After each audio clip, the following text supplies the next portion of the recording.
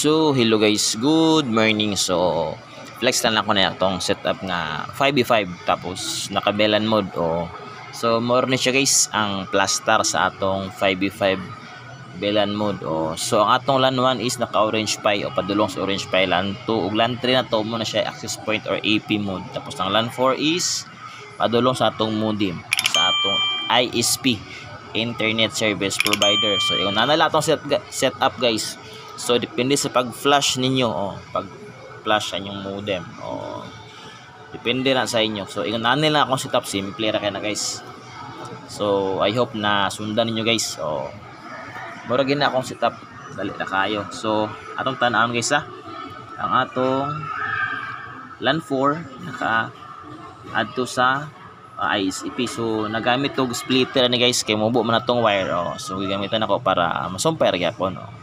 So, yun na nara. Tapos, ang kanang 2 ug 3, muna siya atong access point. Tapos, ang kanang atong LAN 1, padulong sa atong board sa bendo or orange pie. So, yun na. So, kanang USB to LAN, daily na siya magamit guys. Wala na ako nagigamit. For entertaining purpose, kaya po niya, kay kanina sa customer nga bendo, ako na siyang gisampulo. Kanang USB to LAN, din na magamit kung nakabelan ta. Belan mode. So, more na guys. Hawan, mas limpyo kung makabibelan mode. Wala na IPO adapters. Yung nandala kadali. Meron na itong setup guys. So I hope nakatabang ni guys nga video o nga clip sa mga na ay piso wifi dia guys pag trouble or pag setup. So na may idea guys nga nanara. Maura gina. Simple ra kayo guys. Simple ra kayo. So I hope makatabang ni siya sa inyo So kung gusto mo muduwa og IP na guys, guys makita ta ninyo sa atong access point. So atong i-try.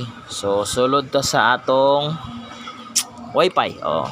So atong pangitaon ang Ace Wi-Fi, Ace Piso Wi-Fi kay mao man to gamit na ko sa ngalan sa atong wifi sa 5v5. So, ato siyang i-try connect kung makakonect ba jud kung successful ba. Kung successful ba atong setup.